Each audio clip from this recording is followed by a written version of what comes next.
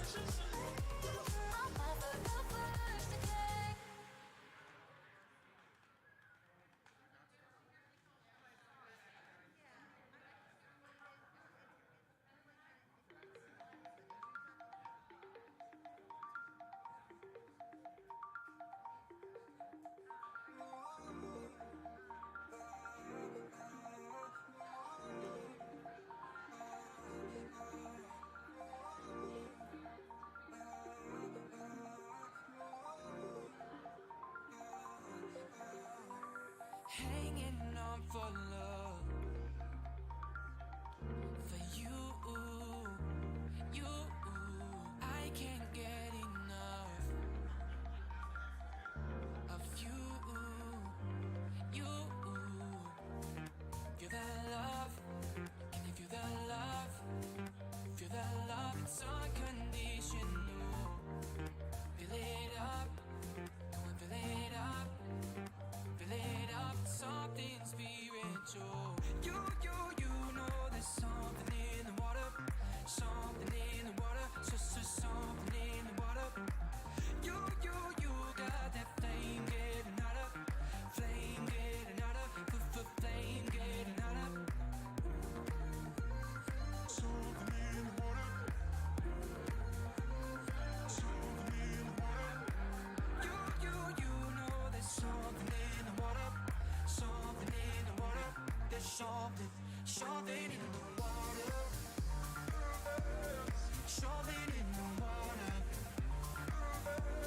Something in the water. Something in the water. Something. I'm diving in deep into you. Everything I need is you. Feel that love, can you feel that love? Feel that love, it's unconditional. Fill it up, come on, fill it up. Fill it up, it's something spiritual. You know there's something in the water. Something in the water, just something in the water. You got that flame getting hotter.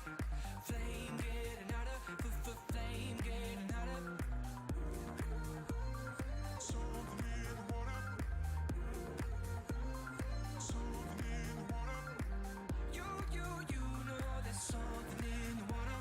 Something in the water. There's something in the water. Something in the water. Something in the water. Something in the water. Something.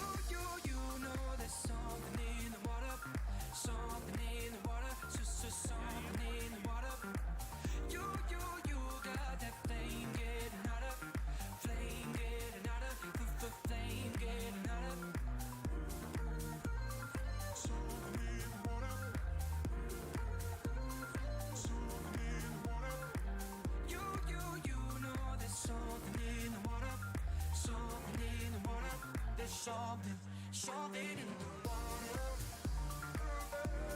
Shove it in the water. Shove it in the water.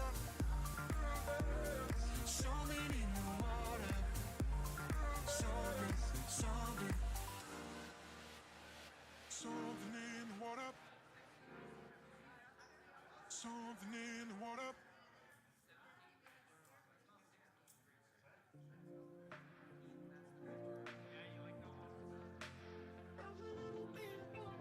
Your favor waits within the future. My dreams are small compared to yours. Why should I worry about tomorrow when I know that all I gotta do is trust you, Lord? Every little thing's gonna be alright. Every little thing's gonna be just fine. Whether I can see it now, I know you will work it out for good. Every little thing, everything will be alright.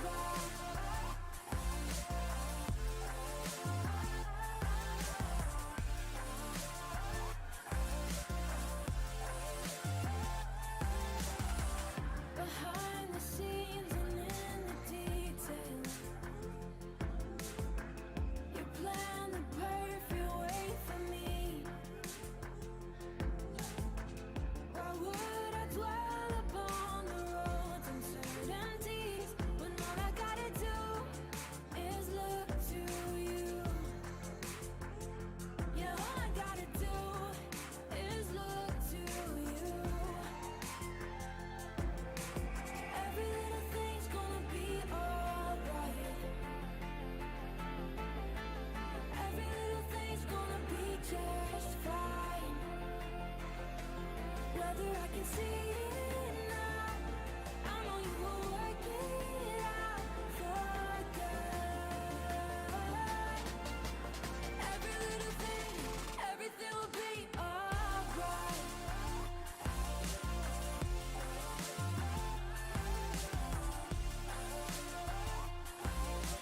Every little thing, every little thing.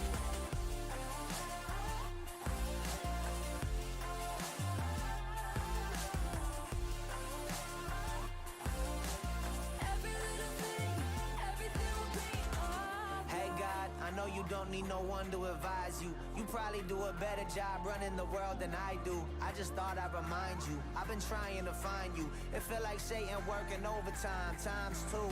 They say if it doesn't kill you, that refines you. But I'm trying to live, and that's bigger than survival. It's been a long night, it's been a long fight. So just remind me now, everything will be alright.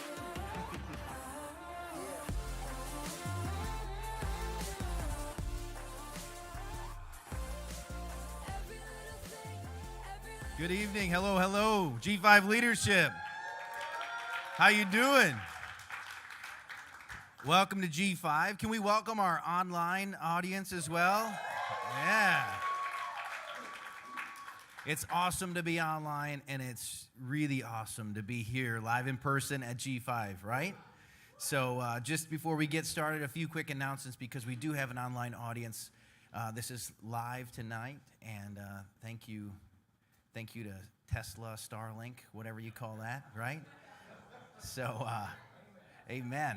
But if you have a cell phone tonight, you're probably going to be taking some notes on it, maybe. Maybe you're not. But if you want to silence your phones so you don't have any alarms or whistles or bells going off, to give PT something to give it a little extra twist to his message and his delivery tonight. But we've got a star-studded lineup tonight.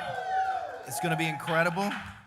So many of you do. I just, want you to know that there is an opportunity to give here. So if you are not involved at all in giving, there's ways to give here at G5. This is not really free.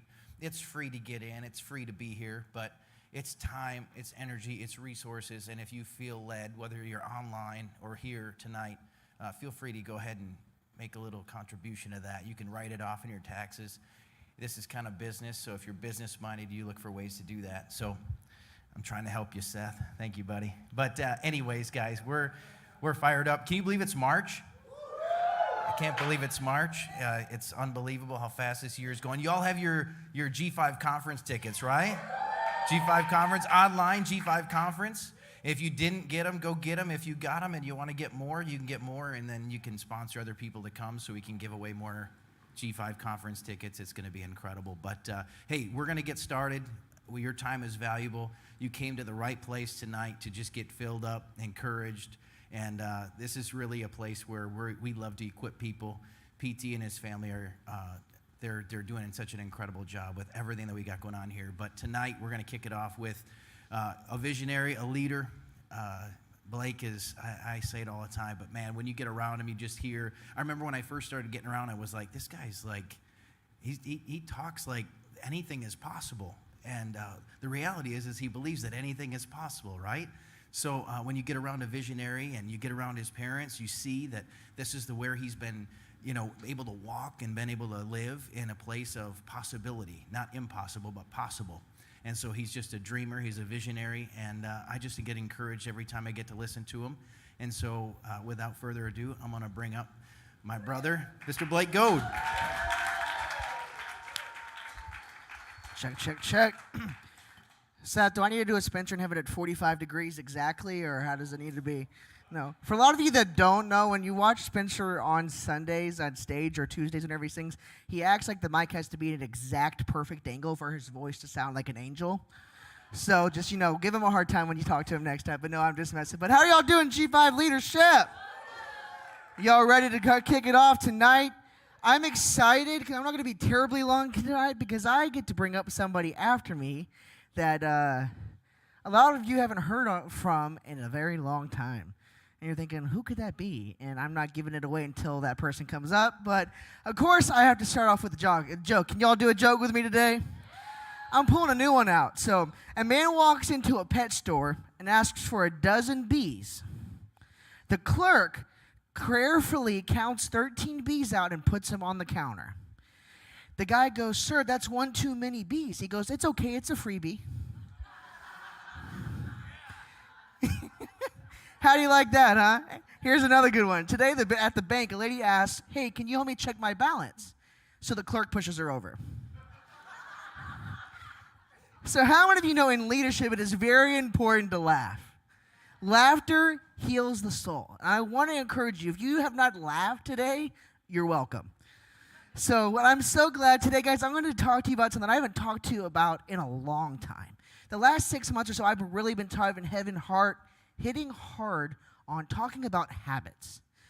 But today, I'm pulling out a talk that I did years ago, and I updated it a little bit, but I want to talk about dreams today. When I was younger, my dad and my mom encouraged my sister and I heavily on how to dream and taught us how to have a dream. And the first point, you're going to think it's so simple that can't be the first point. And in order for point number one, I'm just going to tell you point number one. Point number one is have a dream. And you're thinking, well, isn't that obvious, Blake? And I would say yes, but I have so many people in my life come to me and go, Blake, where do I start? And I'm like, well, first of all, you have to start by having a dream. And another way to say it is, do you have a why? What is your why? Because if you don't have a why, your dreams won't matter. Your dreams won't matter. I love this. There's this guy. He's kind of a big deal. His name's Walt Disney. I don't know if you've ever heard of him. He created this little theme park, but it all started with a mouse. Oh, boy. They get this Mickey Mouse. You know who that is? But he said this thing, and he says, a dream starts with 2 words, just imagine. Just imagine. I remember hearing an interview. I was watching a documentary one time, and they were talking about why Walt created Disney. And his why for creating the Disney theme parks was he wanted a safe place for his 2 daughters to play. Now tell me if that is not a great why, I don't know what is. How many of you know at the end of the day, the thing that matters most is your family? My family is so huge to me, but they are my why. My dad, my mom, my sister, I would do anything for them. This church family is my why. I love this church family. Except for Spencer when he tries to hold the mic at 45 degrees angle. But no, I'm kidding. But how many of you know the why matters? I love this, and it's so true. But Duke University did a study, and over 40% of your actions daily are made out of habits. Now, the reason I'm telling you this stat is because your dreams you have are habits. They become a habit. In order for them to come into reality, you have to put things in place to get the dream, right? And how many know a dream is something you want and a vision is the action plan to do it? And it's the bigger, broader vision. And my dad is the master at casting vision. How many of you know he's been talking about knocking this wall out for forever? And it's so cool because here soon this wall will be knocked out. That's a dream that he casted the vision and put it into habits. So I want to encourage you to keep it in front of you. I want to encourage you, have a picture of what you want. What is it you want? Number 2 is you have to find out what's available. Find out what's available. And you're saying, well, what does what's available have to do with a dream? When I was at a young age, my dad came to me and said, dude, if you don't know what you want, figure out what you don't want. And once you figure out what you don't want, you'll figure out what you want. And also, what you find out is that when you figure out what's available, your dreams will be bigger. I was so grateful that my dad put me in places, my parents put me and my sister in places that expanded our view of what life could be. What is your life like now? Now, I want to encourage you. I want to ask you a question. I want you to do a little research. Can you do a little research for me, for y'all? I want you to think back 6 months ago, how different you thought compared to now. And what is the dreams you were dreaming back then compared to now?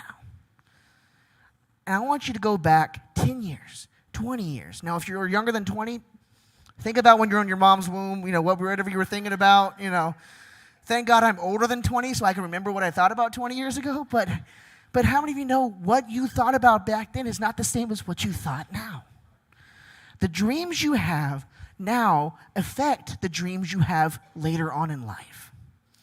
What you have, I remember, now I know the material things are not everything in this world, but I remember we had a friend of mine and we took him to the mall. How do you like going to the mall? You like shopping? A lot of you like shopping? I love shopping. And if you don't like shopping, I'll go spend your money. We'll go have some fun. But how many of you know going to a mall, getting out of he went to the mall with me and I got him out of his comfort zone. And I said, dude, where do you go buy your suits at? He says, I go to, I go down the street and get my $200 suit at the dry cleaners. I'm like, I didn't know dry cleaners sell suits, but okay, cool. But I said, let's go into the store. And I walked into the store and I put a jacket on him. I didn't tell him how much the jacket was worth. I just put it on him. I said, here's the thing about having a dream. Write this down. This is important. Asking clarifying questions about your dreams to yourself and the people around you will let you know where your mindset is. But I put this jacket on him and I said, dude, what does this jacket make you feel? And second of all, what does it make you think about yourself when you see yourself in this jacket? And he said, I feel like $1 million. I said, that suit jacket's pretty close to that. You'll get that later. But the suit jacket, he took it off. Money isn't everything, but I said, dude, you just tried on a $5,000 suit. And he said, I didn't know that existed. What you know is keeping you from knowing what you need to know. I'm not saying a $5,000 suit is everything, but how many of you know to expand your dreams to where you need to be and want to be, you need to know what you can achieve and is available. How many of you know sometimes, even if I have friends that want to donate more than they're making to the church they go to. And I say, go for it. Because how many of you know, we say this all the time, but that wall is coming down. It's coming down. Because in order for that wall to come down, people need to understand the vision and the dreams we have for this church in 20 years. Where are we going?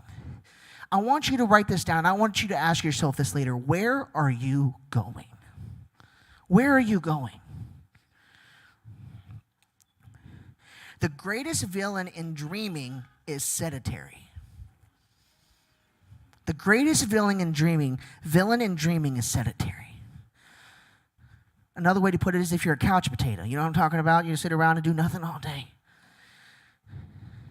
But I want to encourage you, get a dream board. When I was a kid, I had a Pinterest board. And I know Pinterest, back it was a girls' thing, but I had all the cars I wanted to get. I had the guns I wanted. I had the places I wanted to stay, where I wanted to eat. Food, let's go, baby. I'm just saying that how many of you know what you want determines a lot? Number 3, and the final point, is share your dream. Share your dream. Don't keep your dream to yourself. Now, I'm going to tell you, there's going to be people that don't like your dreams. And what I'm telling you, and with that, is I agree, buddy. I don't, there's a lot of dreams that I thought that I was like, man, is that possible, God? But how many of you know there's going to be people that don't like things you do, and it's not that you're doing something wrong. It's because they're jealous. They're jealous. And you know why they're jealous? They wish they can dream like you. And here's what I want to encourage you. Don't take the jealousy personal. Share your dream to bring people with you. The greatest thing you can do is bring people to the wall to where you're fighting for to go. How many of you know, how many of you have had friends in your life and you've grown more than they have and you see it? And you see it, and you see I've outgrown them. And the way you know you've outgrown them is you get around them, and they're making jokes that you would have made 10 years ago, but you're not making that joke anymore. Or they're saying things that you're saying that you don't say anymore. Or they're talking about things that you don't talk about anymore. Or they're going to places that you don't feel comfortable going to anymore. And I want to encourage you, that is the sign that you have outgrown that friend group. And I want to encourage you, this is something that my parents taught me and my sister at a young age. The 5 closest people you spend the most time with will determine who you become. And who you become will determine the dreams you dream. And the vision and the legacy that you set. Visionaries and dreamers have a picture of what they want their tomorrow to look like today. And they live it today. Now, I want to encourage you. You're saying, Blake, I don't know how to act these steps out. What do I do? Get people in your corner that will go to the wall and that has your back. And here's the question. I want you to do this. This is the thing I want you to do. I want you to go to your friends. Not your brother, not your sister, not your parents, your friends. And ask them this question. Clarifying question. Why are we friends? Why are we friends? And they're going to go through a little bit of a thing going, well, because we're just so nice people and we get to hang out all the time. That's not an answer. The answer I'm looking for is an emotional answer. And you're saying, do you want them bawling when they answer it? No. But what I'm saying is you can tell an honest answer when they answer it by if it's from the heart or from their mouth. Ask him the question. Why are we friends? And at the end of it, you may be crying and you may have chills because you finally understand your impact on somebody else's life. Think about that. But in closing, I want to encourage you. I want you to do this. I want you to set a dream and a goal and a vision for something for you to do in the next week, the next month, the next 6 months, the next year, the next 10 years. Set a dream out. And here's what I want to encourage you. I did a talk a few months ago about habits, and you have to start small. I encourage you to go listen to it. But what I want you to do is set a small dream for the next 6 months, for the next week, and make it, and as you go, add to it. But what I want you to do is in the next week, set a dream in your life that you can go do so you feel like you've accomplished something in the next week. How many of you know in the morning when you get up, after you make your bed, right? And trust me, I struggle with that too to this day. But how many of you know after you make your bed, it felt like you've accomplished something? So set a dream that you say, hey, I want to be able to go eat at this restaurant. Or I want to go look at that store. I want to go test drive a car. Or I want to go just walk around at this place. In the next week, I want you to set that up and do it. Or I want you to put a date on it and say, by this date, I'm doing this. And I'm going to go do it. And here's the thing I want you to do. Take somebody with you. But I'm excited to see, because here's what I want you to do. Can I ask a favor? Can you all do me a favor? Can you come tell me how it was when you did it? Because when I hear stories about you all achieving your dreams, it makes me more excited to help other people achieve their dreams. I need help too. I ain't perfect, y'all. I have a few screws loose. It's okay. But how many of you know a few screws loose get more dreams done?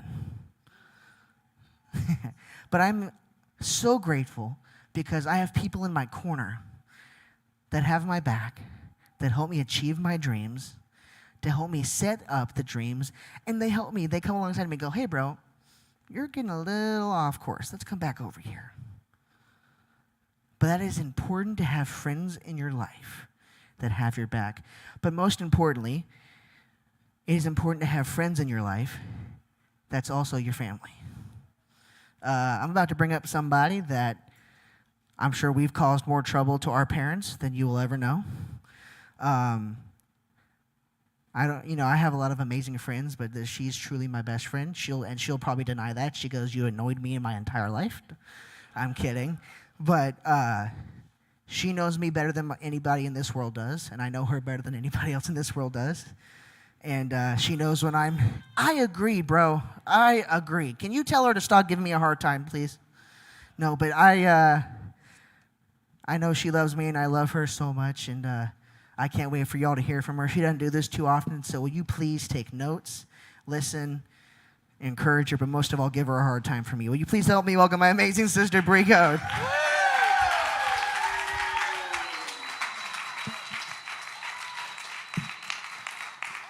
How we doing? This is close. I'm gonna come just back just a little bit. When I lead worship on Sundays now, I can literally high five anyone on the front row. On Sunday, I want to go like this, go do, you know? Anyway, it's getting really close on Sunday mornings, but it's because we're growing and we're stretching. And y'all, we want to make it a thing. Mama G wants to make it a thing, and so I thought I would make sure we need to keep on addressing it. But if anyone's seen that, what's the show called? Extreme Home Makeover. Anybody seen that show? Really old show. But they were like, move that bus. And so we think we should say, move that wall. And so anybody for it? Anybody for it? Okay. So I think every Sunday at 11 a.m., we need to declare and testify, move that wall. Amen. Hey, I believe in the power of what you speak. And we are believing that wall is going to be blown out in Jesus' name. And hey, more people are coming. We just got to make more space. Amen. But you guys are so gracious the way we serve and love and just continue to give. I love all of you. I'm so excited. This is my first time at leadership. I'm like shaking, so don't. It's a lot of pressure because you literally have the best leader in the room listening to you, and so you're like, okay, this is good. But I'm so grateful for my parents. Anybody grateful for the leaders of this house? They are the best. I tell my father, I will follow you anywhere you go, and I will listen to your voice always.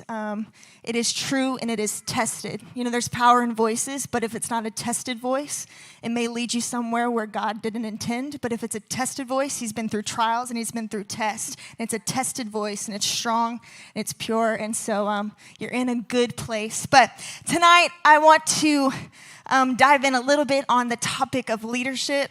Blake and I have been called to be leaders since we were in the womb. Before we were in the womb, I bet they declared we're going to have little leaders. Now we're big leaders. Even when we weren't acting like leaders, you know, they always spoke up and they always declared what they wanted and what they saw, not just what we were doing.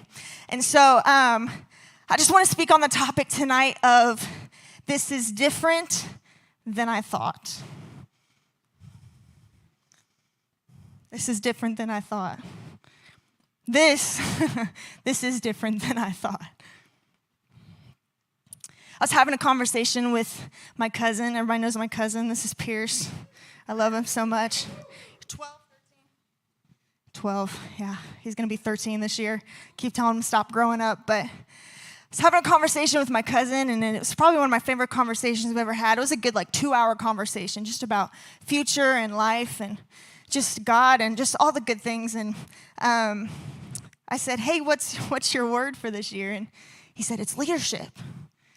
And I kind of laughed, and I said, whew. I said, that's going to be different than you think it is. Get ready. But it challenged me to start thinking, and he goes, what do you mean by that? So we started having this conversation. What does that mean? It's going to be different than I think. I want to be a leader. I want to strive for leadership this year. Okay, that's going to look a little bit different than you might think. So I just want to talk about a few things that we think leadership is, or leadership will be. Maybe I'm not in a leadership place, a leadership role. Maybe we think leadership is defined by a position instead of a heart and a character. But I just want to list false perceptions of leadership. Number one is, I deserve this.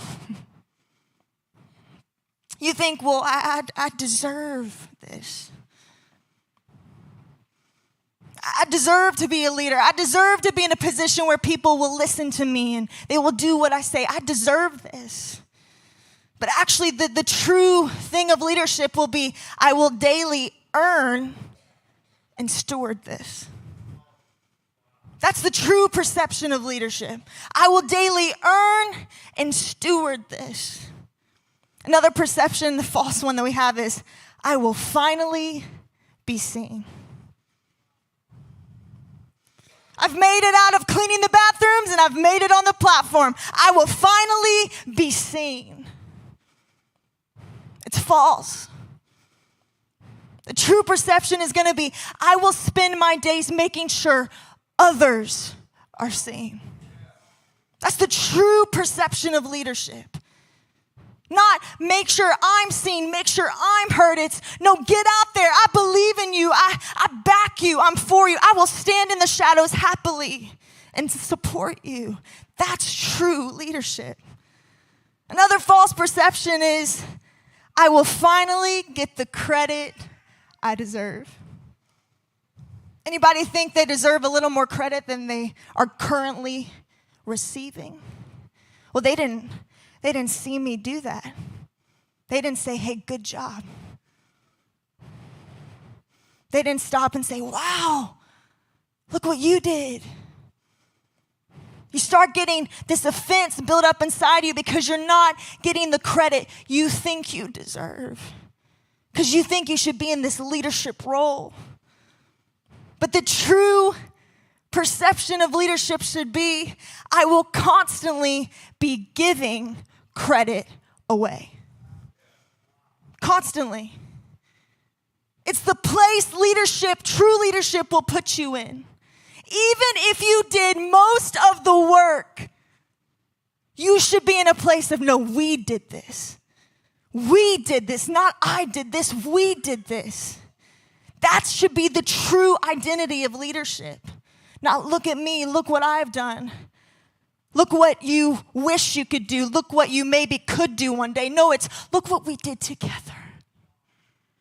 Look what we did together. Leadership truly changes from I to we in everything. Trust me, I catch myself all the time. Look at my worship team. It's not my worship team. It's ours.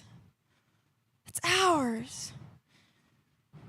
PD doesn't go around and say, look at my servant leaders. No, he says, look at our servant leaders. Credit is constantly being given away. And the last perception, a false one, is I will finally be given authority to tell others what to do.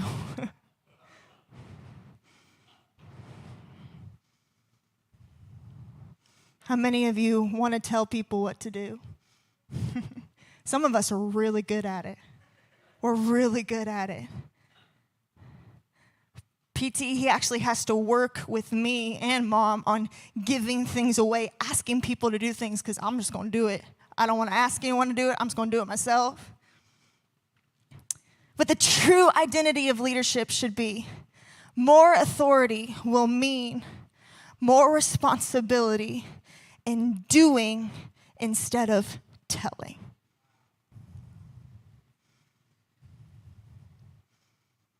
You lead by example. True leadership is doing it, not telling someone to do it. True leadership is doing it, inviting someone to do it with you, not saying, I'll sit here and watch you go do it. It's not true leadership. You're not going to get anywhere with that. You know what you're going to do? That leader over here that is doing it is going to create a team that is stronger and bigger and better, and you're going to be on the sideline saying, well, that's what I was trying to do. No, you weren't trying to do anything. You were trying to get someone else to do it. When we should be doing it. Lead by example. More authority means more responsibility. But somehow we think the more authority I gain, the less I'm going to have to do. The less responsibility I'm going to have to take. The higher I'm up, the less it'll be my problem and it'll be everybody else's problem. No, true leadership is, I got it. It's on me. I let us fall. I don't fall alone, we fall together. I don't blame someone under me just because I'm in a greater authority.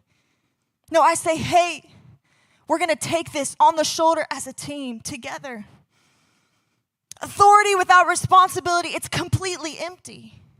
Have you ever been led by someone who tells you, hey, go do this, but you've never seen them do it once? I don't do well with that.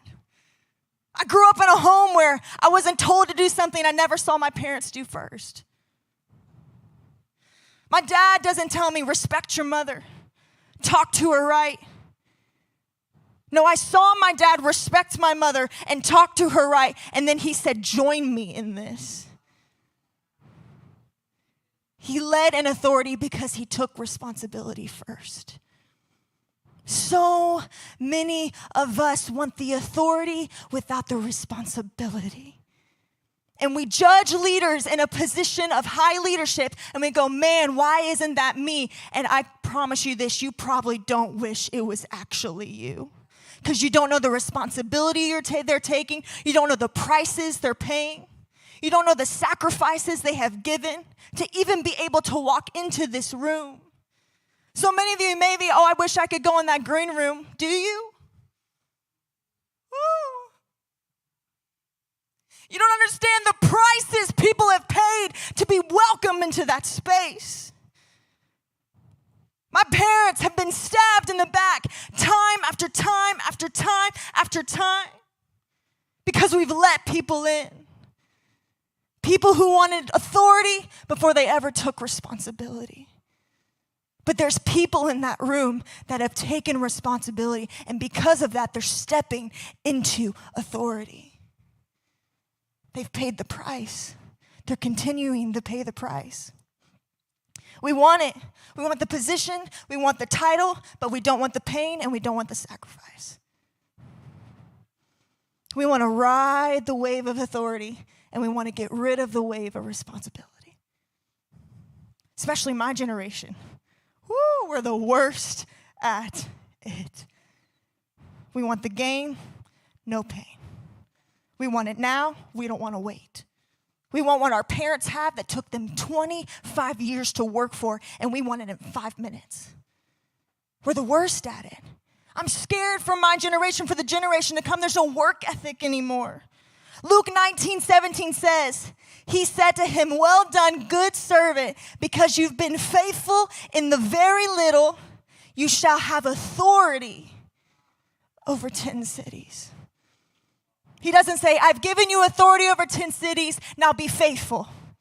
No, he says, because you've been faithful in the little, the least, the lowest amount, Not being welcome in the rooms you want to be welcomed in just yet. Being okay with staying outside and serving where you're called.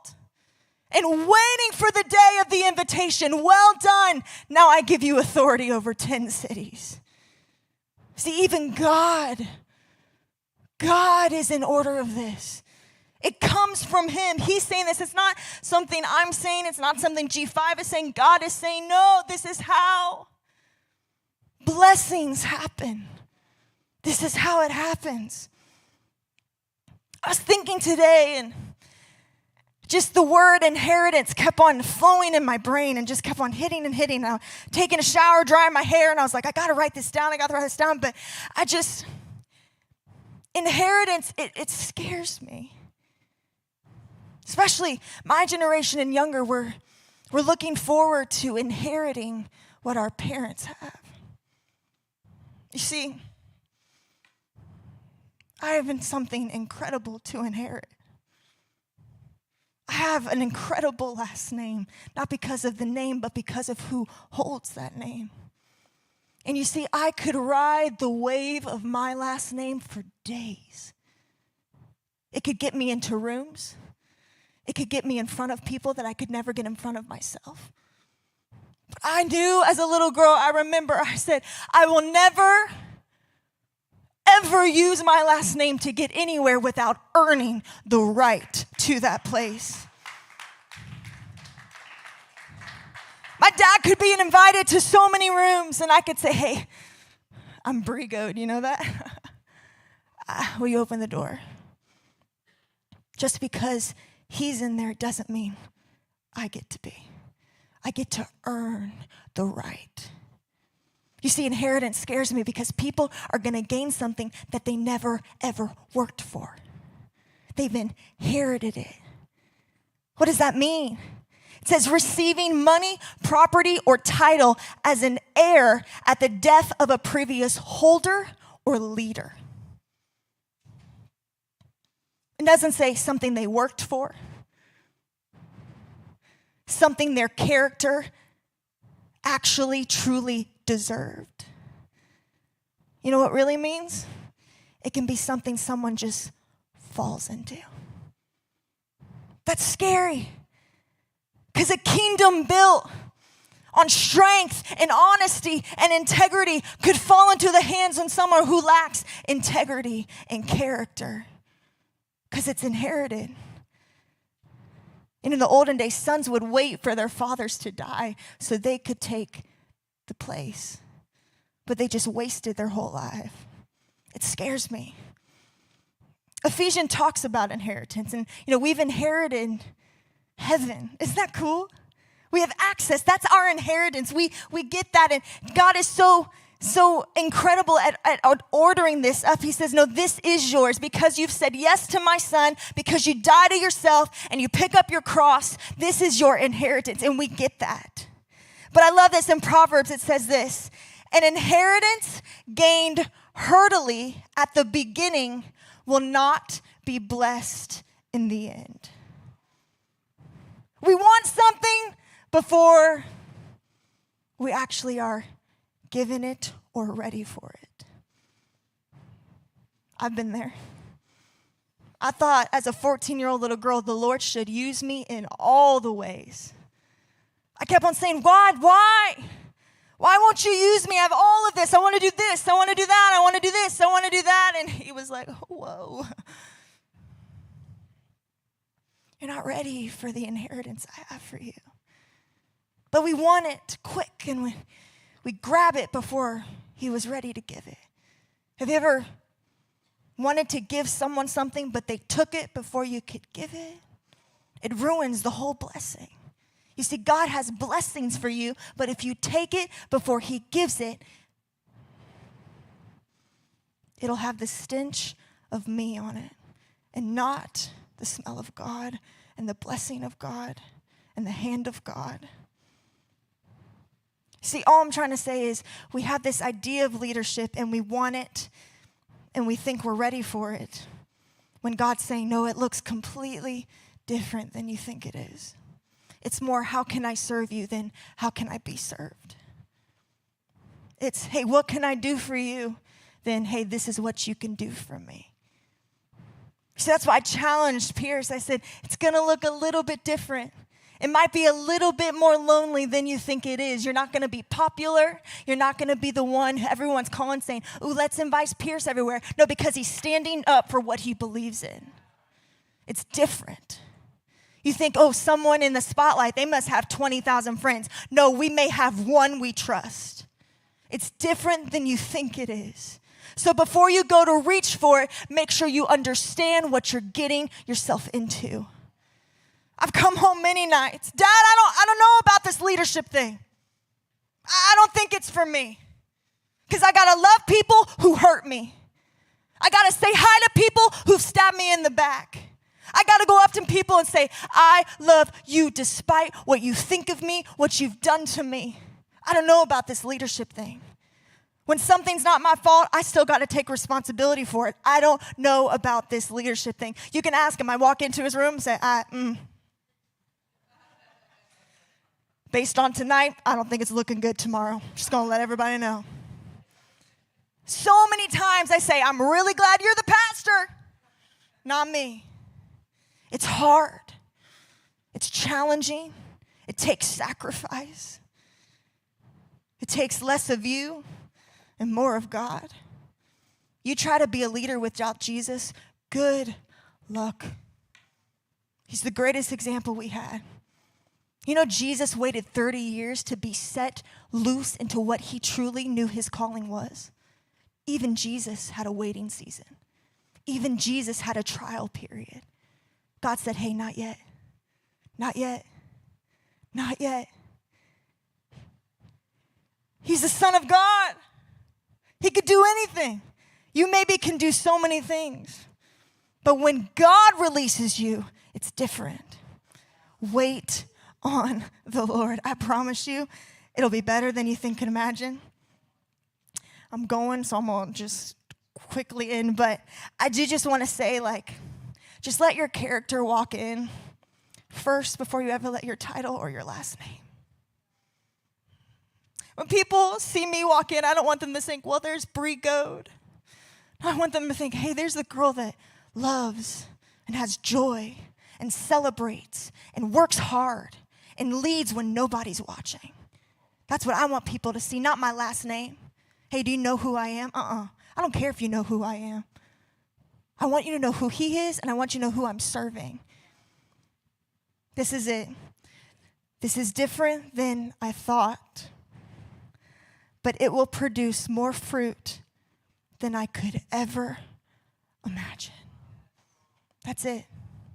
It may be different than you think, but it will produce greater fruit than you could ever possibly imagine. Authority without responsibility is a dangerous place to be. But we get to do it together. We get to serve together. We get to start here, and we get to earn our way. Here's the cool thing. You're seen, you're noticed, you're loved. God sees you, he notices you, and he loves you. And the right people will see you, notice you, and love you. And that's what matters. Amen? Amen. Okay. I'm going to get Mom up here. Woo! We're done. Okay, very soon. Okay. My favorite, I love you, I love you, I love it. My favorite little perfect mom is coming up. She's truly my best friend. We can talk about anything. She loves me no matter what, but she is a powerhouse, and she might be little, but dynamite comes in small packages. So if you're ready for just incredible leadership, put your hands together for Mama G. I love you.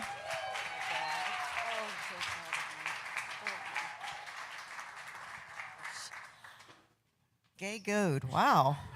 I'm used to seeing Mama G. Wow. I'm telling you, I'm so blown away. Are you kidding me? A mom sitting over there with her two amazing kids up here. I'm just like, oh my goodness, you know, the years and the years and the years. It's like amazing. I'm just so blown away. I'm so proud of both of you. I'm just humbled. Just so amazing. I don't want to talk long because the man of the hour, my man of the hour is here. And but I want to talk just for a few minutes. I wrote a book, I don't know how many years ago, I don't even know if it's dated, I can't keep up, but called Do I Have to? Discovering the Privilege of Get To. And there's a story behind the reason I wrote it, but you know, the one thing I do know is that what we declare becomes what we hear, which then becomes what we act on. So what we declare becomes what we hear, and then it becomes what we act on. And so there's an incredible thing when you look at how saying I have to do something instead of I get to do something, how different it is. When I have to do something, it seems so burdensome, like this is a burden. I don't want to have to do this. But when you say you get to do something, you're actually talking about a privilege, that I get to do this. And so this was something that really riveted me, and I knew that I wanted to write something about it, because if you think about it, you got to get up this morning. You didn't have to get up this morning, right? I've even written kids' books on it because I want the kids to understand what they get to do. Well, the reason this became so real to me is that we took a trip to Haiti. And it was Haiti. You know, people use that word instead of the other word. It was interesting. And we went to Haiti, and it was hotter than Haiti in Haiti. And we were going to deliver thousands and thousands of meals to all these people who lived literally in a little mud hut with nothing in it. They had no food. They had no anything. And so I remember we got in this guy's Land Rover, and we jump in there, and we're all going to do this feeding, and we had our kids with us, and we were pretty pumped about this. And I remember when we pulled up, I was like, I only see the workers and the volunteers and us. Where are the people? Because we're going to be feeding people. And then all of a sudden you hear these horns honking, and you see these big box trucks come pulling up. So you've got the cab in the front and then the box truck. And a box truck has no windows, nothing. And the doors are just closed. And we're like, okay, this is interesting. And I will never forget when I saw the door swing open. And I remember Bria and I were standing there, and I was like, you've got to be kidding me. And there were hundreds of people piled on top of each other in these box trucks. No air, nothing. And I'm talking 85-year-old grandmothers, all of them. And they're slowly helping all of them get off this, and they're just dripping sweat, wet as anything. And then they form this line, and they've been taught, because the people that we went with, boy, she was something else. She was like, she was strict. And she'd get them lined up in a line, and you couldn't get out of that line. And these people would then stand for hours in the line to get the food. And then I remember standing there as I watched them, and the men would sit there with their hands and lift these little ladies up, and they would have to start to the back of the truck and fill it. These people were on that truck still waiting for these people to get the food to then get on the truck. And these people, and they're holding this box, this little box of food. And I just remember standing there going, you gotta be kidding me. Well, this is when it hit me. Because we live in a town in Celebration that Disney built. And so the tourists all go to our Publix. All of them. All of them. And I always would call Brie and go, pray. I'm going into Publix. And she'd say, okay, I'm praying. And I walked in, and I remember because I was going to the deli to get the turkey. And of course, I'm number 21, and they're on number 10. And I'm going, oh my gosh. And you're standing there, and of course, all the people in front of me are tourists. Now, when you're on vacation, you do things you don't do when you're home. So when the lady behind the deli counter says, would you like to try our special? What do they say? Sure. Why not? We're on vacation. Well, we have this special and this special and this, and you're going, oh my God. And I'm standing there, and I've got till 21, and they're on 10, and everybody in front of me is going to try the special, and I'm not a happy camper. And I remember just standing there, and I'm texting Brie going, you didn't pray hard enough, because I'm just about ready to lose it. And I heard a voice.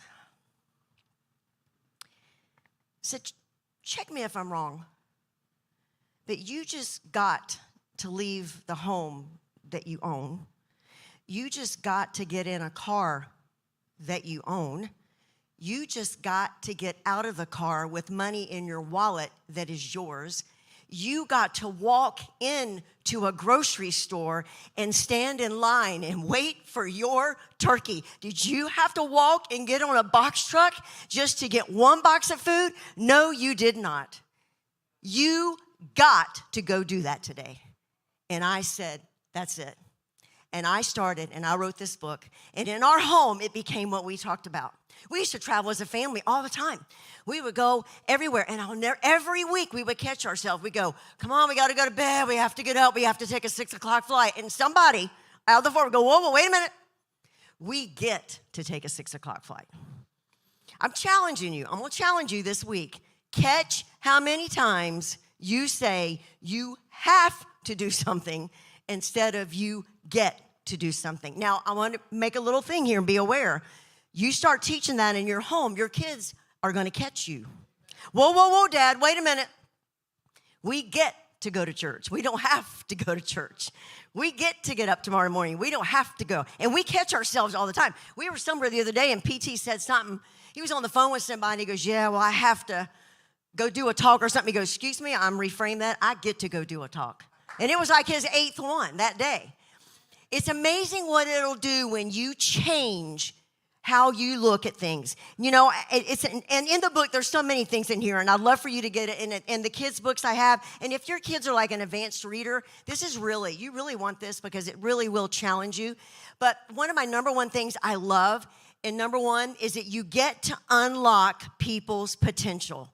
You get to unlock people's potential. Have you ever tried to unlock a door without the key? I'll never forget when we used to in the cafe, over here in the kitchen, those were the only 2 bathrooms we had.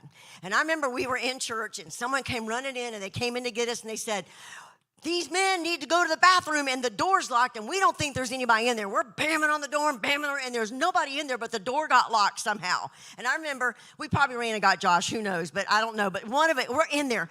Everybody's trying to get, because the men are standing here. I mean, they could have gone out in the woods, but they wanted to use the bathroom and they couldn't get in. We had to get creative in order to unlock the door. Well, guess what? Most of the time, for you to unlock somebody's potential, you're going to have to get creative. Because you know why? Most of the time, you see something they don't see in themselves. And almost everybody in here, anything that's ever been brought out of you was brought out by somebody seeing it and pointing it out. Guaranteed. And the privilege to unlock somebody's potential. PT, he's a poster child for everything. He really is. I say that because I work for muscular dystrophy, and we always had the poster children for muscular dystrophy. Well, he's poster child for everything. But he sees in people, sometimes it's annoying. My kids can tell you, because we'll be going, oh, my Lord, this person, I don't know if I can do it. Oh, but I know there's something great in there. I'm like, really? He sees this potential thing, but it's so pivotal that you are willing to see it. You get to see potential in people. Listen to this scripture. It was crazy. I was reading this today. It's in Matthew 4:19. But the Lord said to Samuel, do not look on his appearance or on the height of his stature, for the Lord sees not as man sees. Man looks on the outward appearance, but the Lord looks at the heart. That's what God sees. And so anytime you see someone and you're thinking to yourself, this person's crazy. I don't even know if they really got anything in them. Promise you they do. But you get to unlock it. And unlocking it can be crazy sometimes. I'm standing here with a mic, and a lot of you know this story, with a mic in my hand because of an amazing husband who was willing to unlock my potential. He was willing to see it. And after the first time I shared, the next time I was supposed to go talk. Tim and I were supposed to go talk for hundreds of people. Like, it was a massive conference. Used to be the Peabody in Florida. It's Hyatt now or something. Anyway, and I remember my parents were in town. And I was like, Tim, I do not want my mom and dad to know that I'm speaking. Like, I can't do this. Like, I just can't do this. They don't even know I can even talk. Half my life, I never even spoke or said anything. And so he's like, okay, we won't say anything. So they're like, oh, we're so excited to go hear you speak, Tim. And he's like, yeah. And so we're walking down the steps at this thing, going down into the convention thing. And lo and behold, there's a massive sign. Guest speakers. Gay Goad, room 201. Tim Goad, room 202. And I'm like, hope she didn't see it. Hope my mom doesn't see it. And oh, sure enough. What? You didn't tell me you were speaking? I'm like, well, I'm not really speaking. Well, your name says guest speaker. My mom runs to go find whoever's in charge, which I knew this was. This is what she did, is what Bree said not to do. She goes, excuse me, but I'm her mom, Gay Goad's mom, and we'd like to be on the front row. Front row, Mom, really. So front row they are, and here I go. First time in front of hundreds of people talking on relationships. That's always fun because nobody really wants to hear. The women are going, what is he saying to my husband over there? That's all I want to know. And they weren't happy that I was speaking. But I remember I'm talking, and it threw me off because I looked down, and my parents were going, that's all they did. And my dad came up to me afterwards, and he was like, who are you? Like, you stayed in your room all the time. You never wanted anybody to speak to you. If you ever went to a party or anything, you stood in a corner and you're up there in front of hundreds of women talking. Who are you? Who I am is that somebody found the potential and unlocked it. And I love my parents, but they never unlocked it. So I don't know who's in your life that you need to unlock some potential in them. You never know. God could bring somebody your way. And you need to say, God, what do I need to see in this person that needs to be pulled out? Because you get to do that. It's a privilege that you get to do that. And the other thing is sometimes, people see potential in something they're going to do, but other people don't see the potential in it. And you're going to have an enemy. And I was reading this. I thought it was interesting. Jack Canfield is the author and editor of Chicken Soup. Well, he and his co-writer really thought that this book had some amazing potential. Like, this would be a cool thing. They took it to 130 publishers, and they all said the same thing. Do you seriously think that someone wants to buy a book that has 100 inspirational stories in it, and that's it? And they said, we do. We believe the potential in this is incredible. And they said, I'm sorry. So much so bad that his agent even dropped him and said, I'm sorry, I don't believe in this. They found a little small publishing company here in Florida who took them on. They have over 250 different chicken soup books, and they have sold over 500 million copies because they saw potential when other people didn't, and they didn't quit. They didn't quit. And I'm sure about everybody in here has read one of those books. And they're powerful. And I love hearing inspirational books, right? And stories. But thank goodness they didn't listen to that. The next thing you do is you get to watch your words. You get to watch your words. And I have a children's book that I wrote on this also. It's very important for kids to understand the power of their words. You would be surprised how many things you should be catching before you release them. As far as I know, there's never been a machine invented where you can retract your words. Never been. Once they're out, baby, they're gone. They've been planted, they've been heard, they've done whatever. I want you to write this down. Before you speak, run your words through 3 gates. Before you speak, run your words through 3 gates. Number 1, is it true? Number 2, is it necessary? And number 3, is it kind? Is it true? Is it necessary? Is it kind? Proverbs 26:18 says, think with your mouth closed. When you speak a word, you can't make it as if that word were never said. You can't take it back. Wow. You and I get to watch our words. And I got to say this really quick. Husbands and wives, I love you dearly. We got to watch our words. We got to watch what comes out of our mouth. I'm amazed. I say this. I go to Target, and I call it Target 101.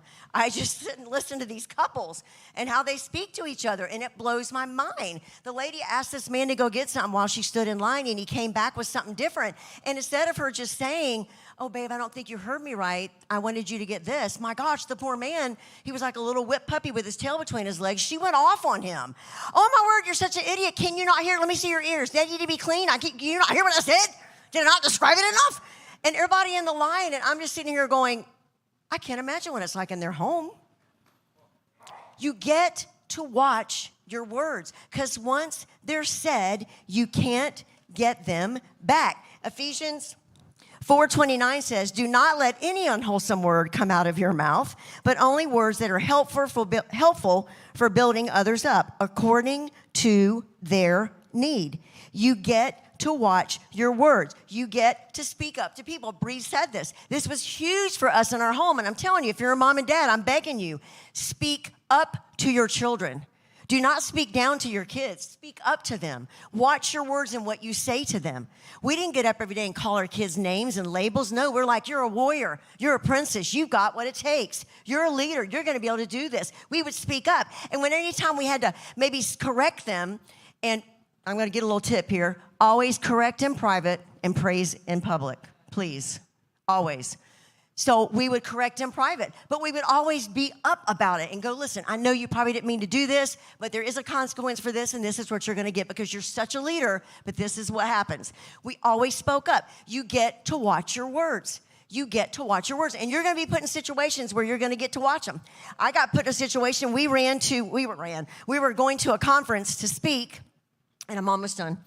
We were going to a conference to speak, and I was setting up the table with all our books and everything, and I was just trying to get everything ready. We had figured out what music we were going to sing and all this kind of stuff, and so I had a lot going on, and this lady came up, and she had the most horrible attitude. Like, she barked off something about something wasn't right, and you shouldn't put that on your table. It doesn't look right, and she just critiqued everything, and I'm just sitting there thinking to myself, who are you? And she walked away. And before she walked away, I was like ready to say, you know what, ma'am, I don't know what your deal is. I didn't do anything to you. I don't know you're having just a bad day. I mean, there were so many things I wanted to say. Or, you shouldn't be in this business because this is a people business and you should not be talking to people. And I had all these things I wanted to say, and I shut my mouth. Ladies, I got me a zip tie, and I didn't say anything. 20 minutes later, the people we were speaking for walks over to Tim and says, hey, I also know that you're pastors. Could you come pray with a lady for us? She just lost her husband last week, but still wanted to come to this function to be around people to lift her up. He was like, absolutely. And we're walking, I'm holding hands. I'm like, you don't believe this lady? She's blah, blah, blah. And I stop.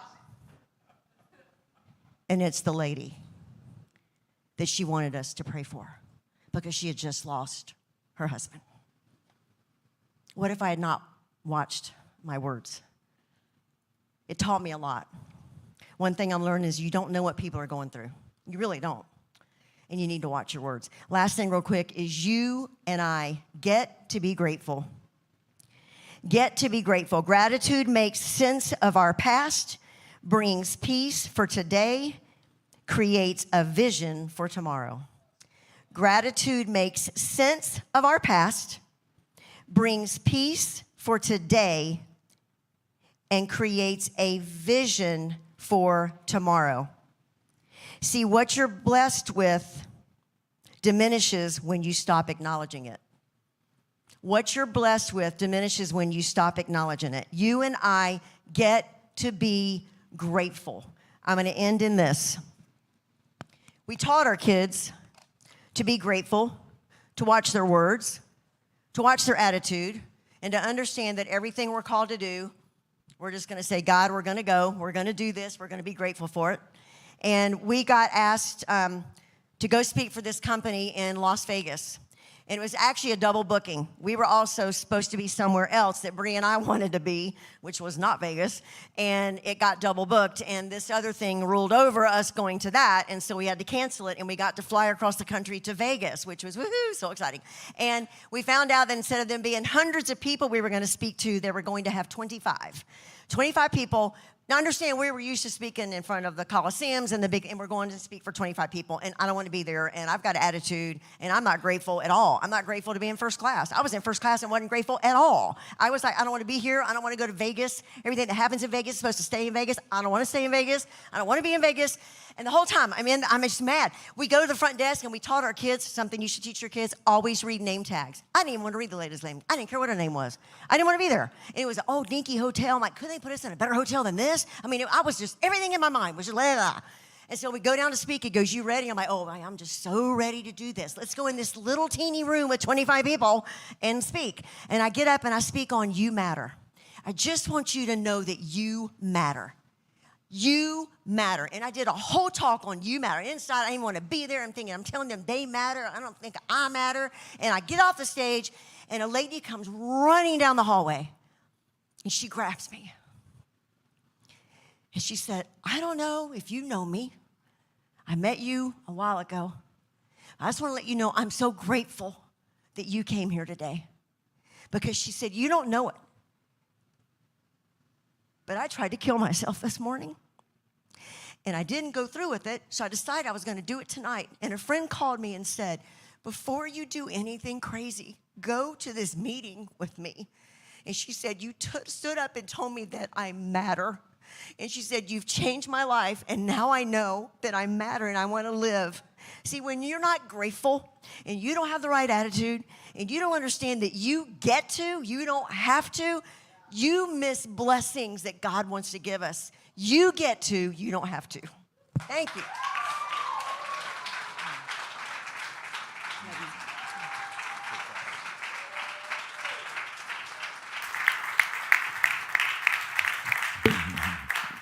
So gorgeous.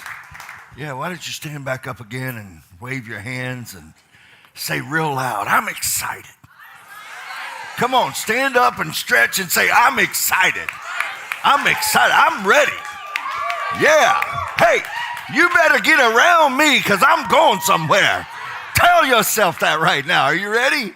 Yeah. Look at your neighbor and smile real big and say, I'm crazier than you are. I want you to know that right now. I hide in trees and hurt people. You don't want to mess with me. I'm a leader, man. I can make a difference in this world. Isn't that great? What a great, great night. Oh, my gosh. All about dreams and visions. Oh, man. I don't know what's true. Does the man make the dream, or does the dream make the man? Does the dream make the woman, or does the woman make the dream? I think they're hand in hand. Then this incredible talk on it's different than I thought. Man, if you're fortunate in life, you get 4 levels of leadership, honestly. Number 1, you get to lead yourself. And that is not very easy to do. It's not easy leading you because you have to be introspective. No personal growth will ever happen in your life without awareness. How many of you have ever worked with somebody that just has some really bad attitude and bad body language? They don't know how to walk in a room. They don't know how to walk out of a room. They don't know how to sit in a room. They're just bad, and they're not aware of it. I listen to people talk, and they're just not aware of it. I just want to say to you watching online tonight, you got to get to G5, and I'll tell you why. We have the greatest leaders in all the world in this room tonight. They're growing, they're stretching. The joy of my life is watching people overcome, rise up, reach out, become more, and stretch. It's beautiful. And I'm watching you all right now just lead yourself. I'm watching in the locker room, men stand up. The little boy is sitting down and the man is standing up. I'm watching you ladies in Girl Talk. Man, you are just exploding on the inside. You're growing. You're leaving your past behind. We just cleaned out our pods here. We're getting rid of these mini mobile things. And they were telling me they found a bunch of snakes. There's snakes amongst us. This is a ranch, right? And it's crazy, but when we used to have a barn out here where cattle and horses were in, and when my wife cleaned out the stalls, oh yeah. Yeah, I was off somewhere around the globe and she was cleaning stalls. I love the fact that she's not too good to do whatever it takes. It's powerful. But they found tons and tons of snake skins.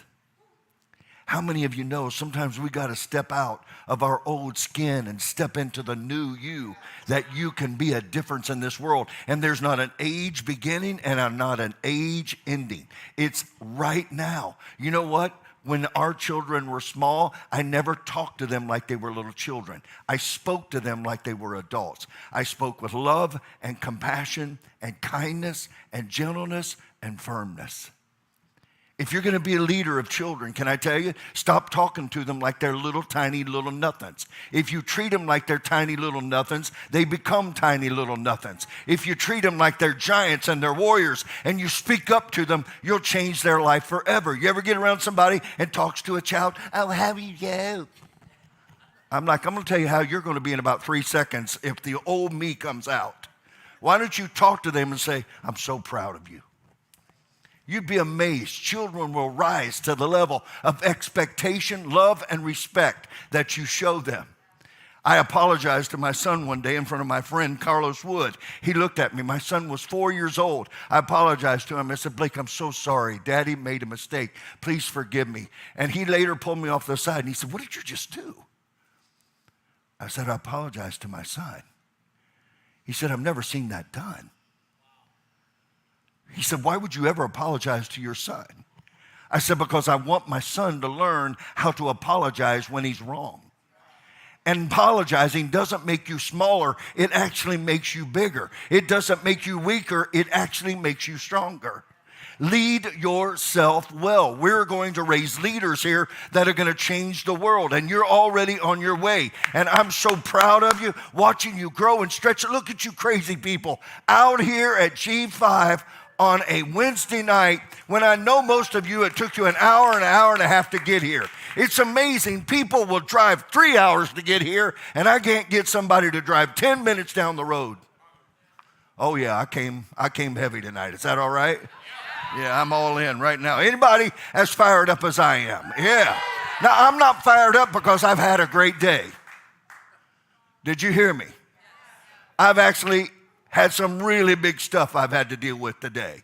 But my circumstances don't control me. My heart controls me, and my expectation controls me, and that's a sign of maturity, and that's called leading yourself well. The second level of leadership, just real quickly, is I get to lead my family. That's the hardest leadership you will ever do in your life. Ever do in your life. The reason I have been so effective as a leader in my home is because my wife, in my presence, and when I wasn't there, she edified me. She absolutely decided we were going to have a biblical marriage. A divided house will never stand. Can I tell you this? One of the greatest desires of my heart and my family is that I would earn their respect, not by what I say or what I know or even what I do, but because I earn their respect every day. Love is automatically given, trust is extended, and respect is earned. It's my great honor. See, most people see somebody and they see you growing, and you don't understand how big this church really is. You think it's the size of this room and the outside. You think it's the people that come here. No, it's way bigger than that. I got a buddy right over here right now. His name is David. He's one of my dearest friends in all the world. Wave at us, David. Right there he is. Right there he is. That's him. That's him. He feeds me more information. My email will be jam-packed with information. You say, how in the world do you know all this stuff? Thank you for asking. I steal everything I know, but I only steal from the best. Can I get an amen? And how many of you know copycat is okay if you copy the right cat? See, what I can tell you tonight, some of y'all think you got to know it all. You don't have to know it all. You got to know somebody that knows something you don't know that will pour into your life. And you won't go, well, I'm not going to pay attention to that. They just don't understand me. Oh, yes, they do. Oh, yes, they do. And they've had to overcome just like you're having to overcome. There's not a leader in this world that has not had to overcome something. And I'm going to tell you something right now. Look around the room. Everybody in this room right now is overcoming something. You're overcoming something. Lead your family. If you don't know how to do it, get around somebody that can help you. At first, they'll make you mad. At first, they'll tick you off. At first, you'll be going like, well, I just don't belong there. Yes, you do. If it's comfortable where you go, you're not in the right place. A growth environment is never comfortable. Can I get a yeah, that's right? I mean, I don't like to get around people that may go, oh, man, I probably need to adjust that a little bit. Can I get an amen? You ever get around somebody that's got a really great attitude and it irritates you? If that's true, can I just say, yeah, that's true? See, that tells me I've got to grow, because if your great attitude irritates me, it means I got a sucky attitude that needs to be adjusted. Can I get a hey? All right, well, I'm probably lost about 10 of you already, but it's going to be all right. It's going to be all right. Hey, if you get this stuff, it's going to change your life. The third leadership is I get to lead others. And by the way, Bree is talking to Pierce, and it's so great that Pierce can hear my daughter talk to him. But it's even better that Pierce gets to watch my daughter live this out. See, the reason she can say, honor your father and mother, is because she honors her father and mother. How many of you know great teaching with bad example leads to really bad things? It's like a parent that says, don't do as I do as I say. Leading others. It's a big responsibility. The fourth level of leadership is when I get to lead leaders. I get to pour into leaders. Okay. So now I want to talk to you what I want to talk to you about. Are you ready? You're going to have writer's cramp. Your hands are going to be hurting. I'm just telling you right now. Are you ready? If you're taking notes, and I hope you are, because in order to have a noteworthy life, you have to take notes. While my daughter was taking, I've got notes on my son's talk, and I happen to know my wife's talk because I helped her write the book. You need this book. Well, how much does it cost? I wouldn't even ask that question. I'd go, I'm going to make an investment in myself, and I'm going to get better, and I'm going to grow, because here's what I can tell you right now with 100% sure. Right now, God is having you listen to this tonight because he's preparing you for your next assignment, and he's equipping you to do what you need to do. I promise you. Attitude is really, really important. So let me talk to you for a second about influence. How many of you have ever had somebody in your life that was just a powerful influence? Their life really made a difference. Right now, you know, I'm not trying to bring up pain, but Kelsey's grandmother passed away. And when Josh and I had a conversation, I could see the look in his eye of the respect he had for this woman. You never forget somebody that loves you, and you never forget somebody that encourages you. You never forget somebody that sees in you what you hope people will see in you. Gosh, I just said a mouthful. So in your life right now, I want to talk to you about 10 qualities, positive qualities that influences others. So as much as you can have somebody that is a positive influence in your life, you can have somebody that's a very negative influence in your life. I had a guy come to church a while ago, and he brought somebody with him, and later he texts me and he says, my wife doesn't really like me being around this person. And I'm going, I am not touching that. Do you understand what I'm saying? But there's a reason, because she probably thinks this man is not a good influence on her husband. Remember this, he who walks with the wise becomes wise, but he who runs with fools suffer harm. It doesn't say if you hang out with a fool, you're going to become a fool. It says you will eventually suffer the harm that a fool will cause in your life. That's why we teach young people, be careful who you hang around. Be careful what's on your social media. Be careful what's going on inside of your life. So, what are some really incredible things you can do to have greater influence in your life? By the way, I think you should desire to have a positive influence in people's lives. And I'm amazed at how people who are sometimes in very unseen places have the greatest encouragement. You know, I introduced you to my friend David. You don't see him here. He works, and he can't get here. But ever since I've known him, every time I get around him, he encourages me. He also feeds me. He is an incredible, positive influence in my life. Number one, if you're going to have a massive impact and influence others, number one, I want to encourage you to have extraordinary hunger.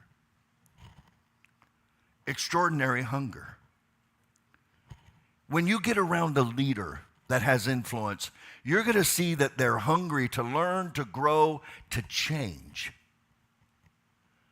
They're very quick to change. When they see the truth, they accept the truth, and they change. Why? Because they do not want anything to cost them the results that they could have if they can get out of the way. I have a theory that once you remove the dysfunction out of anything, growth is automatic. If there is dysfunction outside, stay with me, this is so good. If there's dysfunction outside, it's because there's dysfunction on the inside. And you've got to go inside in order to get the outside corrected. Are you okay? That's why all growth is inside out. Now, can I give you some scary statistics? If two young adults, age 20, one was raised in an environment that was strong on leadership and values and virtues, attitude, people skills, thinking skills, and one was raised where that did not take place, a divided home, an unspiritual home. It takes 8 years for this person to catch up to this person if this person stops growing. Now, I just got to tell you, can I just talk to you out of my heart tonight? I never want my family to have to get around someone else to encourage them, grow them, build them, and help them become what they can be. When the student is ready, the teacher will appear. When your heart is shaped and you're hungry, where you are humble, but you also understand honor and heart, and you understand hustle.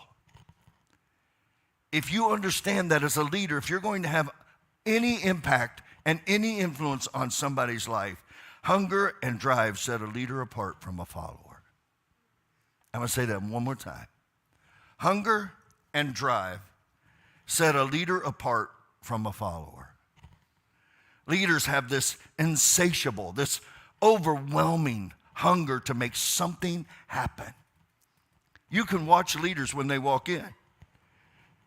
Leaders really show themselves very quickly because they'll roll their sleeves up and get busy while followers will try to hide. I'm going to tell you this right now. If you will stay with us this year, you're going to get more than one promotion on your job. Is that okay? Do you know why? You're going to grow. Here's what you don't want to do. You don't want to take this information and put your thinking on it. You want to think, but you want to think how you can implement hunger and drive. Do you know what most people are trying to do right now? They're trying to figure out how they can do as little as they can to get as much as they can. Let me tell you what I've tried to live in front of my family. That whether I was in front of 80,000 people or 25 people, I'm going to give everything I've got. And I prepare almost harder for 25 than I do 80,000 because truthfully, it's easier to speak in front of 80,000 people than it is 25. All right, we're good. So I want to ask you, do you have a hunger where you work, on your job, in your home, to make something happen? They're not waiting for somebody to tell them. They're creative in saying, we can do this. Now, I can start this and I'm going to get in trouble because G5, we have so many leaders that right now you understand our values, and that is make it better. But I will just tell you, TJ showed up with his family. We've been talking about hanging speakers, haven't we, Seth, forever? And we didn't have the expertise. If I'd have hung those speakers, they would have fell on Sunday morning. You would have thought it was the power of God falling because the speakers would have fallen down. And I went to him 3 or 4 times. I'm so sorry. I'm not being disrespectful. I was going, are you sure? Are you sure? Are you 100% sure? Because I wanted to know if the man believed what he thought he really believed. You know what I'm talking about? How many of you know it's okay to question somebody to see if they really believe what they believe? Here's what I can tell you, though. A leader will take action. And if you will take action, God will start bringing the people to you that will take action with you with the right heart, the right mind, and the right spirit. This drive that's in a leader is the force that makes them unstoppable. They discover how to influence people and the culture that is around them. And let me just pause for a second and tell you what that means. That means that PT, everywhere I go, my home, when I come home, if I'm here, if I'm walking from the car, wherever I am, I'm constantly thinking, how does my body language and words affect people around me? That's what leaders do. Because they know beyond the shadow of a doubt, they have influence. How many of you got people that they say they're coming and they don't come? How many of you got people that make promises? How many of you go to work and people will let you do everything they need to do plus what you do and act like they're doing you a favor? I'm preaching better than I'm getting right now. If you study great leaders in history, you will see they get their hunger from various places, but often it comes from something that was missing in their lives. We had 88,000 at-risk kids. I cannot tell you how many kids, when I would ask them, what do you want to be when you grow up? How many of them wanted to be what they never had? Wow. If you study great leadership, they want something that was missing in their lives. You'll also find their willingness to confront what has kind of been the norms. They're not afraid to ask, why do we do it that way? They're willing to attack status quo and not conform to it. You see, so many of us, instead of changing the dysfunction of yesterday, we're repeating it. Zig Ziglar used to tell a story about one day he walked into the kitchen and he asked his wife, who was putting a ham in the oven for Easter, and said to her, why do you cut the ends off of it? She said, because my mom did. He called her mom and said, Mom, why do you cut the ends off the ham? She said, because my mom did.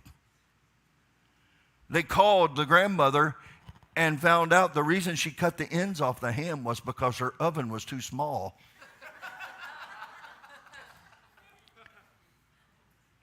Sometimes you need to slow down enough and ask yourself, why am I cutting the ends off the ham?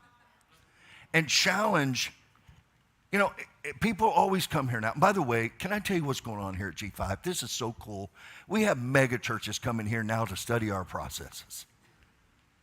How cool is that? Because they know that we're not stuck in a box that says this is how we've always done it, and this is how it's always been done, and this is the spiritual way to do it. No, we're out of it. Why? Because when you wake up tomorrow morning, know this, the world is a different place than when you went to sleep. It's moving. Number 2, be exceptional at what you do. Be exceptional at what you do and have a compelling vision. Be exceptional and compelling in your vision. I'm not going to give you all these, so don't worry, okay? We'll get the rest of it. I need you to hear this right now, and I need you to write it down. Please, dads, men, ladies, small visions have no power to inspire or move people. Small visions have no power to inspire or move people.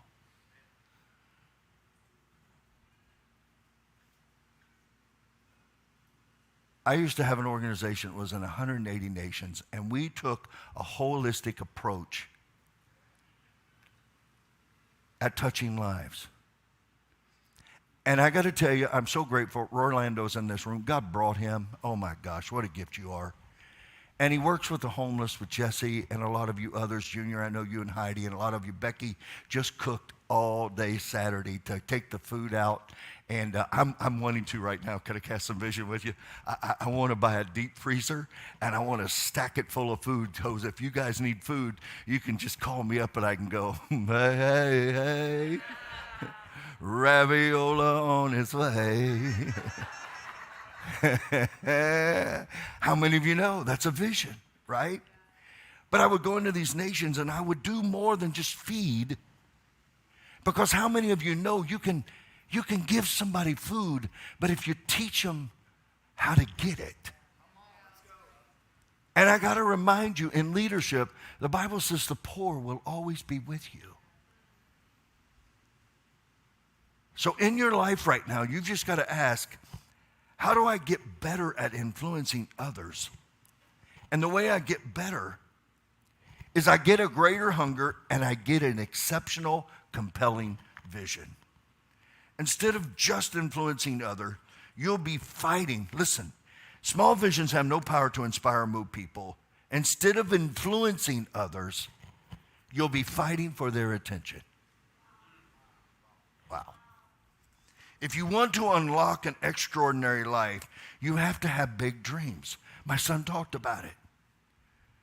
That's why right now, I don't think Pierce has to be 30 years old before he can start dreaming big. I think he could begin to dream right now, and I want to start an entrepreneurial think tank for young guys just like him and other young men in this place and women, that they can get around people that have already succeeded that they can ask questions to. How cool would that be, huh? Yeah, and God's bringing them. God's bringing these leaders. So you got to have big dreams. This is why great leaders always have visions that are larger than themselves. I want to stop right now and ask you a question. Every leader here, is your vision just what you know and what you do? Or is your vision the bigger vision? If you get the bigger vision, you'll understand your role way better. You have no idea how big that is. When most people go to solve a problem, they actually grow it. Anytime a leader will go around another leader, you cause a problem because you weaken the leadership of that person. Now, I will also tell you this, if you're a weak leader with a low commitment, people will go around you to get to the people with the bigger vision and the bigger commitment. I want to be that guy. Trying to influence others to support a self-serving goal is a mistake that many leaders make. Remember that yielding influence is very powerful, and it's only to be used to influence change for a better good. If you use it selfishly for your own purpose, those who you are leading will sense that. Okay, this is so deep. I just need to give it a moment, and I know your minds are already full. But if you can write that down and look at that later, I would really, really appreciate it. Those around you will sense that you're wanting to be validated and elevated for your own good. My buddy Lloyd's, his wife, planted flowers. You see how beautiful they are? She did it in secret. She didn't want anybody to see it. And I loved it, Lloyd's, because she grabbed you to come and help her accomplish the dream.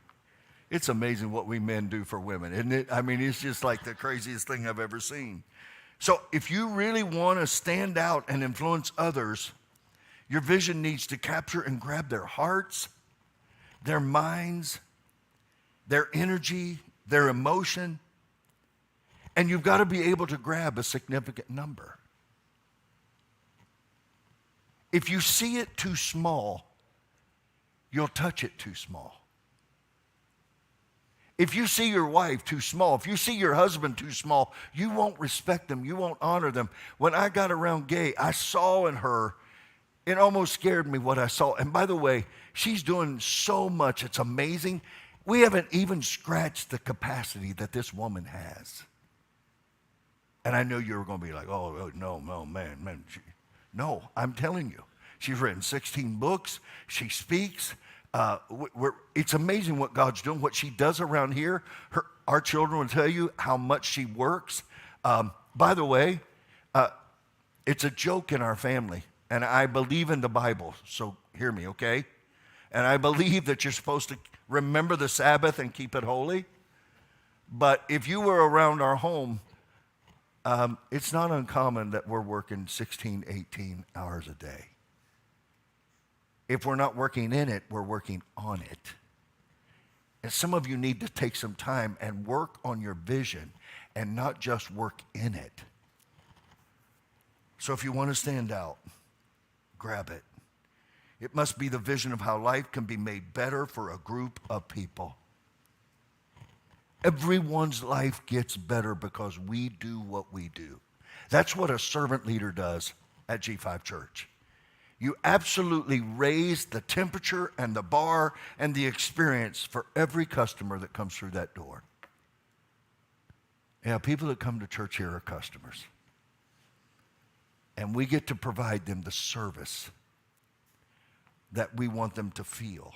Not only do we want to provide service for the customers that come through the door, but we want to provide service to the servant leader that's here. How many of you know not every day of your life, everything's going to go good in your life, and you may need a little bit of direction in your life? I just want to encourage you. Bring their resources to the table and contribute energy to achieve the vision. You have to be specific with your purpose and drawn to help to reach your goal. They in turn will influence others to help as well. This is what we're looking for right now, is that somebody that comes here that serves will reach out to people that are around them and say, the experience has so radically changed my life. Will you come and serve with me? Connor Wallace was here last night. He wants to start a locker room in Palm Beach. And he said to me, can I talk to some guys? I said, you can talk to any man here that's ever gone to a locker room. Just go ask him. And he came back and he went, oh my goodness. He had a moment with you that radically changed his life. He said, it's so great to see another young man who wants to know God as deep as I do and wants to grow as a leader. So we've got to get rid of the old and put on the new. Can I give you one more just real quick, and then we'll finish? 3, if you want to have influence in your life, you have to have absolute certainty. A leader always has the faith and has an absolute core belief that they can bring their vision to life. Matter of fact, when we're talking about move that wall, I'd like to see if we can get a sign and just hang it up there that says, move that wall. And how many of you know God's going to help us move that wall? God's going to help us. Matter of fact, God's going to help us do so many things. Hey, guess what we're doing? We're getting light up digital signs so that all these cars going past will see when our service times are and they can come. Hey, around the world, I got anybody out there right now that'd like to send $2,000 so I can pay for those signs? So can I tell you something else? We haven't got a permit here yet to build on and build bathrooms and do everything. So we have to bring these portable ones in. We've been renting them for 2 years. We've got $50,000 wrapped up in renting bathrooms. They called me today and said, hey, you can buy them for $66,000.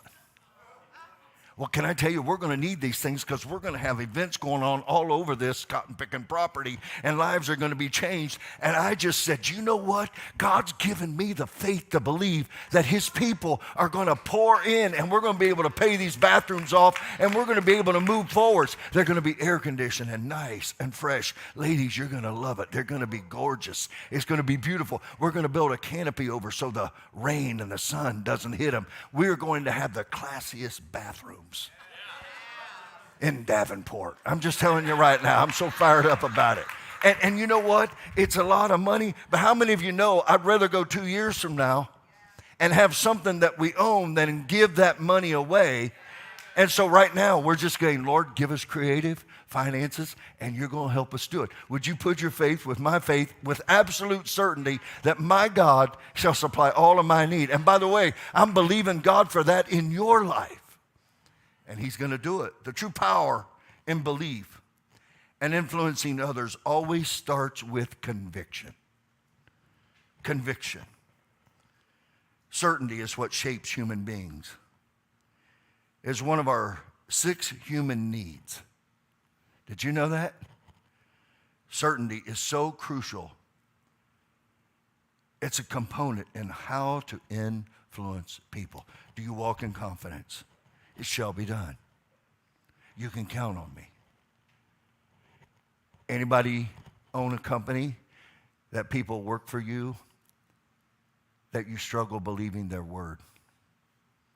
When trust is broken, it takes a long time to repair. So I just want to encourage you.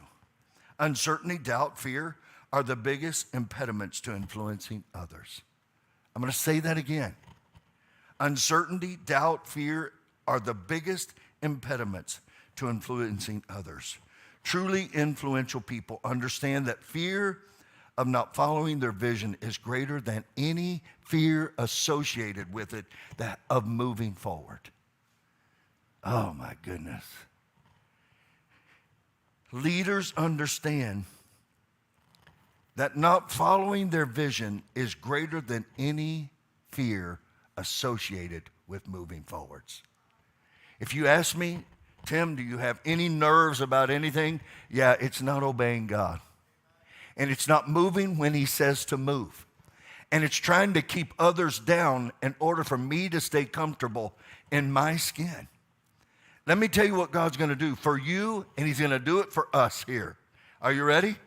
He is going to bring people into your life that are going to bless you and multiply you. He already has it established. All you've got to do is have the courage to step into it. And I want you to know, when your hunger destroys their fear. Did you hear me? When your hunger, your desire, the proof of desire is pursuit.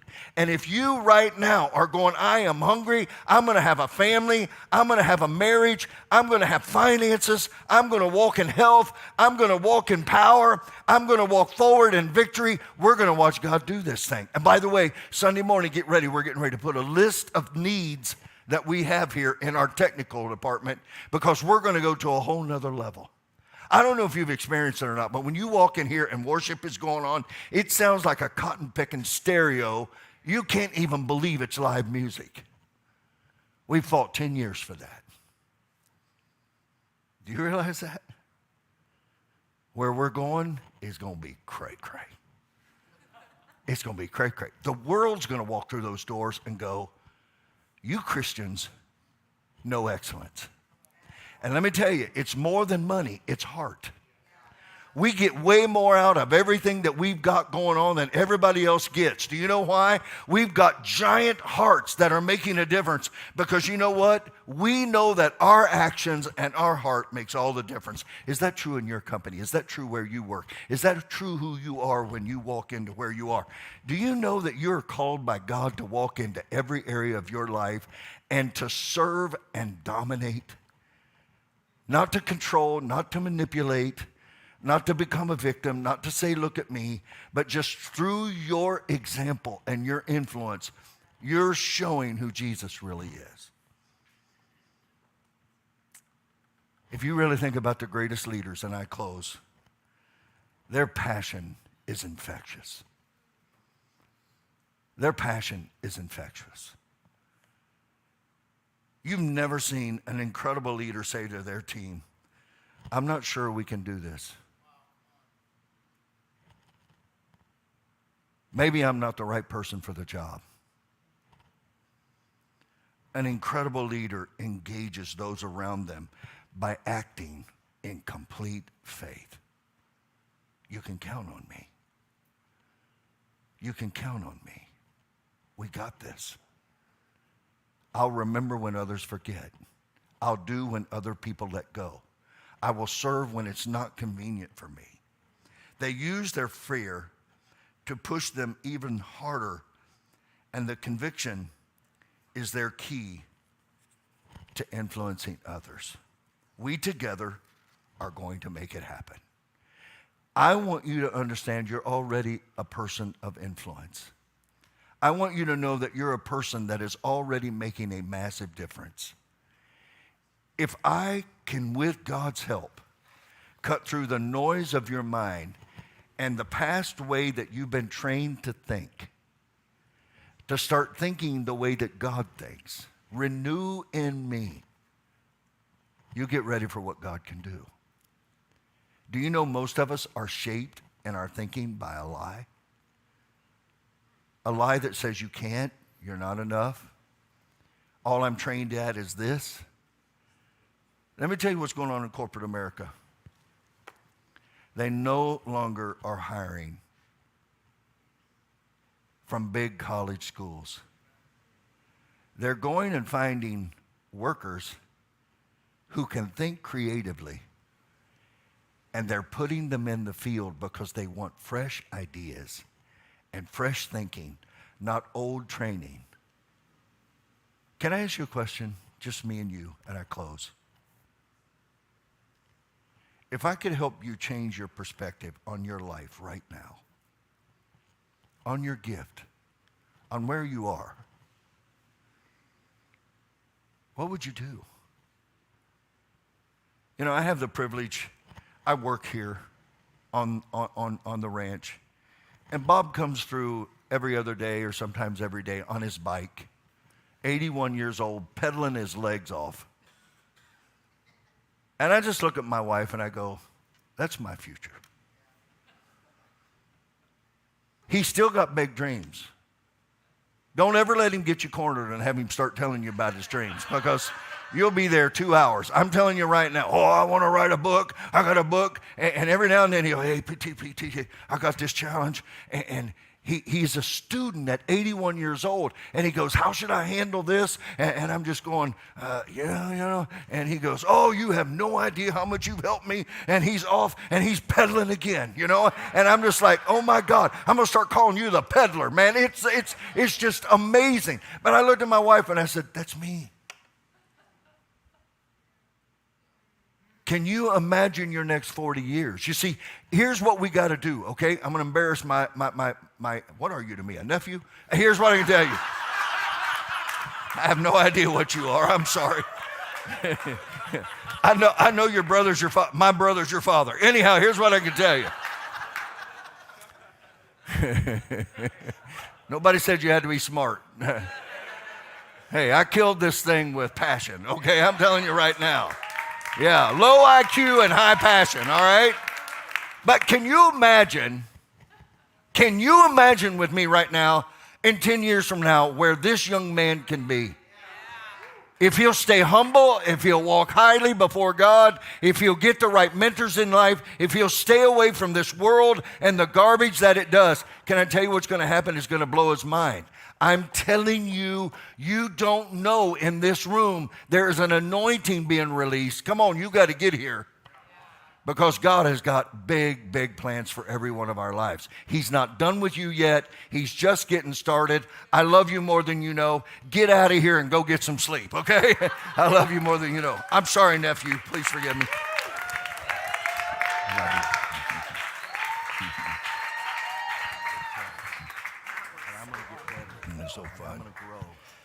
Because here's what I can tell you right now with 100% sure. God is having you listen to this tonight because he's preparing you for your next assignment, and he's equipping you to do what you need to do. I promise you. Attitude is really, really important. So let me talk to you for a second about influence. How many of you have ever had somebody in your life that was just a powerful influence? Their life really made a difference. Right now,